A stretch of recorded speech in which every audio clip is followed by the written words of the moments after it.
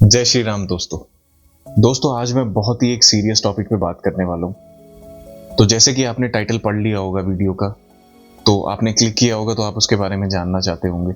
तो मेनली जो न्यूज़ मैंने पढ़ी थी कल, वो ये थी कि एक 18 ईयर ओल्ड बॉय इंदौर में wild coaching sudden cardiac arrest की वजह से उसकी डेथ हो जाती है। तो ये न्यूज़ पढ़ के मैं काफ़ी रिलेट कर सकता हूँ, क्योंकि रिसेंटली मैं भी एक हार्ट अटैक फेस कर चुका हूँ। तो इसलिए मैं ये वीडियो बना रहा हूँ ताकि मैं लोगों को बहुत ज़्यादा अवेयर कर सकूँ, क्योंकि ये बहुत सीरियस टॉपिक है। हम लोग इस पे ध्यान नहीं दे रहे हैं, जिसकी वजह से हमें अपनी अंडरलाइंग कंडीशंस या कुछ भी हमें ऐसी प्रॉब्लम है हमारे हार्ट से रिलेटेड जिसके बारे में हमें नहीं पता है, हम अभी तक डायग्नोज नहीं हुए हैं। तो मैं उसी के बारे में आज बात करूँगा। और एक जो हेडलाइन मैंने न्यूज़ की पढ़ी वो भी काफ़ी अजीब थी मेरे लिए। मैंने उस हेडलाइन को पढ़ा, मुझे लगा कि यार अभी रीज़न हमें पता नहीं है, लेकिन उसके बावजूद भी हमने ये हेडलाइन बनाई है। जो हेडलाइन थी वो ये थी कि an Indian 18 year old boy gymmer, जो कि जिम जाता है, उसकी हार्ट अटैक से डेथ हो जाती है। तो अब इस हेडलाइन को अगर मैं पढ़ूंगा तो मुझे ये लगेगा कि यार जिम जाने से, वो जिम जाता था इसी वजह से उसकी डेथ हो गई। आपको भी यही लगेगा। हम लोग काफ़ी जजमेंटल हैं, हमें पता है कि हाँ भाई ये इसकी वजह से ही होगा। चाहे हमने ऑटोप्सी की रिपोर्ट के जो रिजल्ट्स हैं वो अभी तक नहीं आए हैं, उस न्यूज़ में नीचे ये भी लिखा था कि उसके रिजल्ट नहीं आए हैं, बट स्टिल हम तो हेडलाइन पढ़ेंगे। हम नीचे ये नहीं पढ़ेंगे कि अभी तक रीज़न नहीं पता है कि मेन रीज़न क्या था।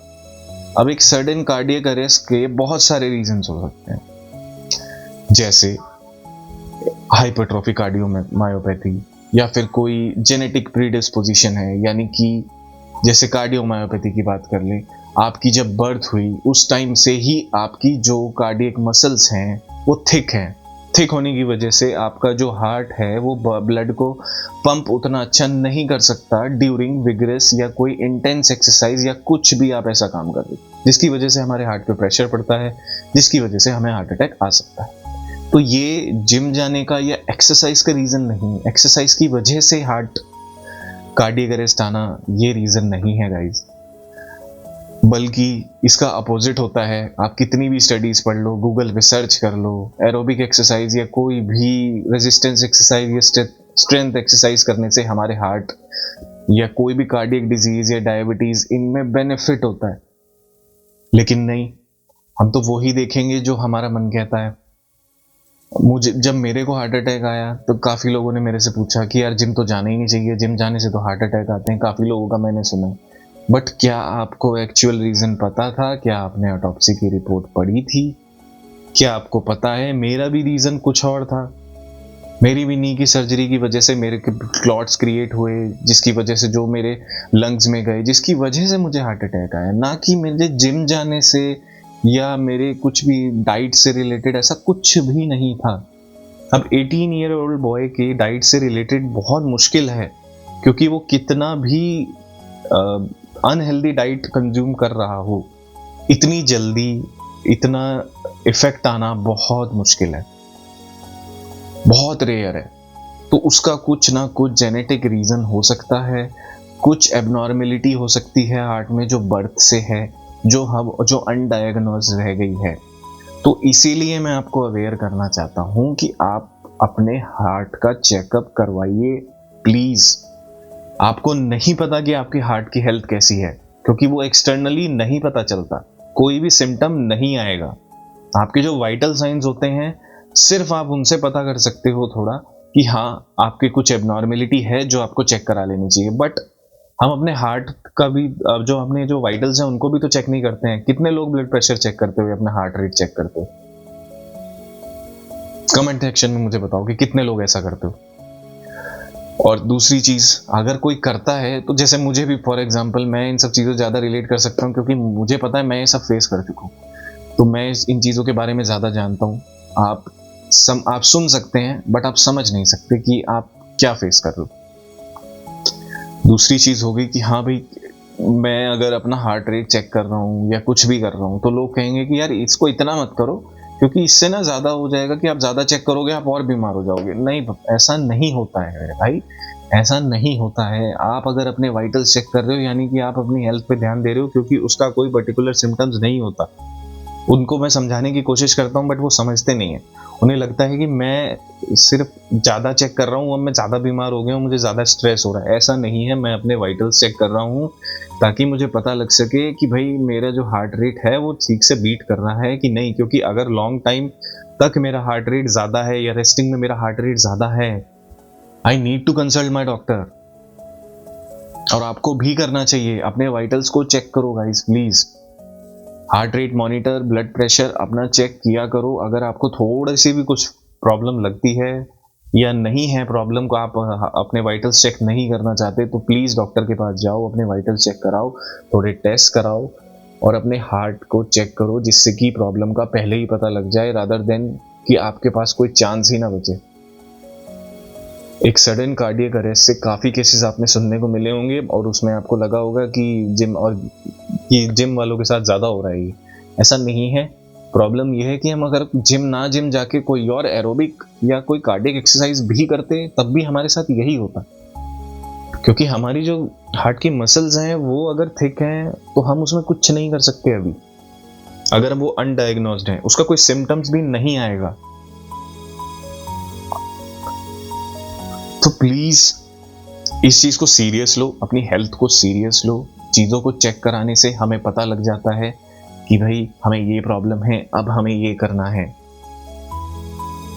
एक सडन कार्डियक अरेस्ट आएगा, पूरी लाइफ खत्म हो जाएगी एक बार में, आपके पास कोई चॉइस नहीं होगी उस टाइम। आप नहीं समझ सकते कि अब वो उस 18 ईयर ओल्ड बॉय की डेथ हो गई है, may rest in peace, my condolences. But उसकी फैमिली क्या फेस कर रही है आपको नहीं पता। तो it's my humble request to every single one of you जो भी ये वीडियो देख रहा है, और अगर किसी को वीडियो दिखाता है, प्लीज अपने टेस्ट कराओ। और एक चीज का ध्यान रखो, एक चीज मैं आपको बता देता हूँ, जैसे जो लोग जिम जाते हैं या कोई भी एरोबिक एक्सरसाइज करते हैं या कोई स्पोर्ट्स प्ले करते हैं, प्लीज अपने हार्ट रेट को चेक करो। एक सिंपल सी चीज बता देता हूँ, कैलकुलेशन 220 से अपनी एज माइनस करना। जैसे कि अगर आपकी 30 एज है, 220 से माइनस करो तो आपका मैक्सिमम हार्ट रेट है ड्यूरिंग एक्सरसाइज वो 190 है। 190 होना चाहिए, ठीक है। ये आपका 100% है कि आपका 190 मैक्सिमम तक जा सकता है। अब मुझे 50 to 80 या 90% तक उसको मेंटेन करना है, ठीक है।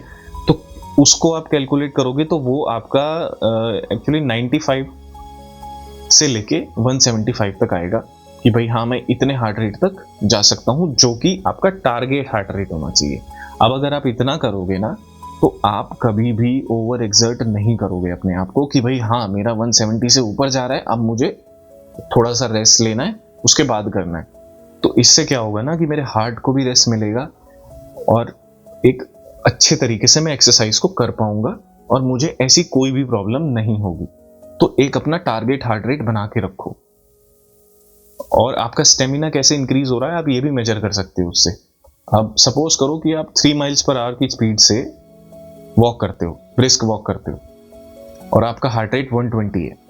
अब नेक्स्ट टाइम जब आप दोबारा से ब्रिस्क वॉक कर रहे हो, अब आपका heart rate 3 miles per hour की स्पीड से 120 नहीं हो रहा है, वो कम हो गया है, ठीक है। अब आपको स्पीड इंक्रीज करनी पड़ रही है उतना ही हार्ट रेट पहुंचाने के लिए।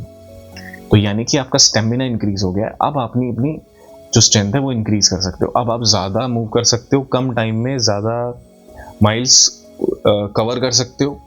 तो ऐसे हमें ये भी पता लग जाएगा कि हमारा स्टेमिना इंक्रीज हो रहा है, यानी कि हमारी हार्ट की जो हेल्थ है वो ठीक है। तो ये मैंने एक आपको एग्जाम्पल बताया है। बाकी अपने हार्ट को प्लीज़ चेक कराइए जाके आज ही, बहुत ज़रूरी है, क्योंकि ये बहुत बड़ी प्रॉब्लम बनती जा रही है धीरे धीरे। ये बहुत ही फ्रीक्वेंट केस आ रहे हैं।